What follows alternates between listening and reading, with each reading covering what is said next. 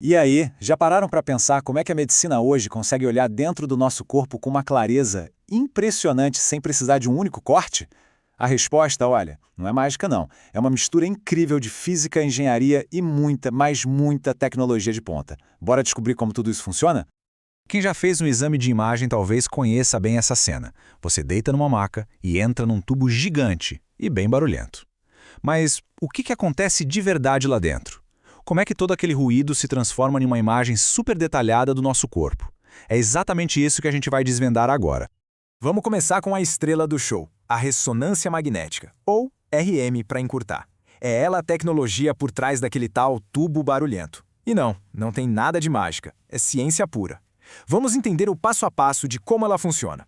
O ponto principal aqui e que a gente precisa entender é que a ressonância magnética é totalmente diferente de um raio-x. Em vez de usar radiação, o que pode ser prejudicial, ela usa um ímã gigantesco e ondas de rádio para basicamente conversar com os átomos do nosso corpo. O alvo principal, os átomos de hidrogênio que a gente tem de sobra na água do nosso corpo. E quando a gente fala em ímã gigantesco, não é nenhum exagero, viu? Dá só uma olhada nesse gráfico. Um ímã de geladeira comum é minúsculo em comparação. O campo magnético da Terra, que guia as bússolas, é mais fraco ainda. Agora, um aparelho de ressonância opera com cerca de 1,5 Tesla. Isso é simplesmente dezenas de milhares de vezes mais forte que o campo do nosso planeta inteiro. Tá, mas como se cria um campo magnético tão poderoso assim? A resposta está nos supercondutores. São materiais especiais que, quando são resfriados a temperaturas absurdamente baixas, tipo quase 270 graus Celsius negativos, eles simplesmente perdem toda a resistência elétrica. Isso permite que uma corrente elétrica flua sem parar, sem perda nenhuma, gerando um campo magnético super estável e potente. Tão forte que, como a gente vê na imagem, pode até fazer objetos levitarem. Ok, então temos um ímã gigante. Mas como isso vira uma imagem? O processo é simplesmente genial. A gente pode resumir em 4 passos. Primeiro, o superímã alinha todos os prótons de hidrogênio do corpo, como se fosse um monte de agulhinhas de bússola. Segundo, a máquina solta um pulso de rádio que bagunça esse alinhamento todo. Terceiro, quando o pulso para, os prótons relaxam e voltam para a posição original. E ao fazer isso, eles emitem um sinal de rádio. E quarto, aqui que está o pulo do gato. Antenas supersensíveis captam esses sinais e mapeiam de onde exatamente eles vieram, construindo uma imagem 3D super detalhada do corpo. E aquele barulho todo, hein? Lembra dos gradientes magnéticos que ajudam a mapear o sinal? Pois é, aquele som alto, aquela bateção, é o som dessas bobinas ligando e desligando centenas de vezes por segundo para poder localizar cada sinalzinho. É literalmente o som da imagem sendo construída pedacinho por pedacinho. E só para tirar uma dúvida bem comum, ressonância magnética, com seus ímãs, é perfeita para ver tecidos moles, sabe? Cérebro, músculos, órgãos, tudo isso sem usar radiação. Já a tomografia computadorizada usa raios-x. Ela é bem mais rápida e ótima para ver ossos. São, no fundo, ferramentas diferentes para trabalhos diferentes. Mas a tecnologia na medicina não serve só para ver dentro do corpo, não. Ela também permite que a gente consiga agir lá dentro com uma precisão que nunca existiu antes. É aqui que entra a engenharia incrível da cirurgia robótica. Isso aqui é a cirurgia robótica. E o ponto mais importante que todo mundo precisa entender é: o robô não opera sozinho.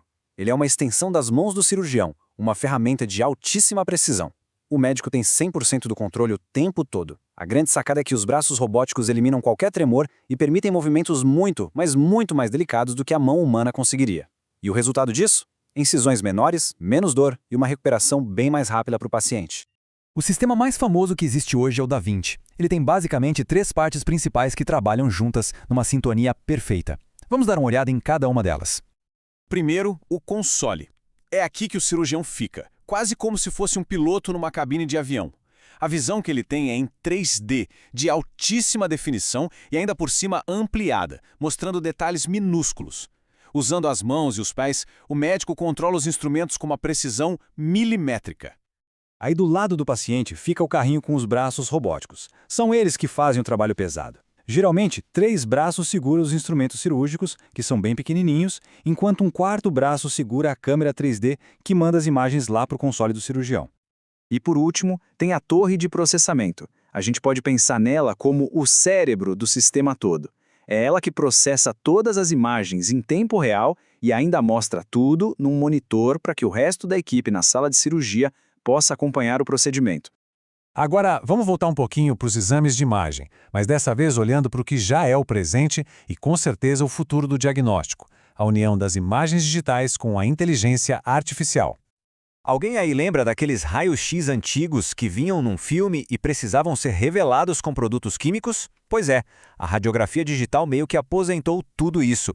Em vez do filme, agora tem uma placa com sensores que captura a imagem na hora e já manda para o computador. O resultado é muito mais rápido, a imagem pode ser ajustada e o melhor, não tem mais aqueles químicos tóxicos, o que é ótimo para o meio ambiente. E é justamente com essas imagens digitais que a inteligência artificial entra em campo. Já existem algoritmos que foram treinados com milhões de exames e que conseguem ajudar os médicos a achar alterações bem sutis, tipo um nódulo pequeno ou uma fratura bem fina. A IA também ajuda a organizar a fila de exames, colocando os casos mais urgentes na frente e até acelera a criação dos laudos. E esse é o ponto-chave. A IA não está aqui para substituir os médicos, de jeito nenhum. Ela funciona mais como um segundo par de olhos, sabe? Um assistente incansável que ajuda a identificar padrões e a diminuir a chance de um erro humano passar batido. Isso torna o diagnóstico mais seguro e eficiente para todo mundo. Bom, a gente está chegando ao final dessa nossa jornada e fica bem claro que estamos vivendo uma verdadeira revolução na tecnologia médica, né?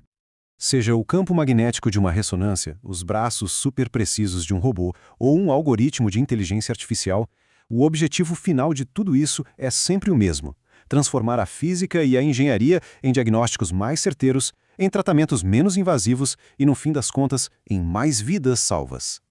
E agora, fica a pergunta para vocês. Que outra tecnologia médica desperta a sua curiosidade? De repente, terapia de prótons, edição genética, alguma outra inovação? Deixem as sugestões aí nos comentários para uma próxima análise. E claro, se curtiram desvendar a ciência por trás da medicina, não esqueçam de se inscrever no canal para não perder os próximos temas. Até a próxima!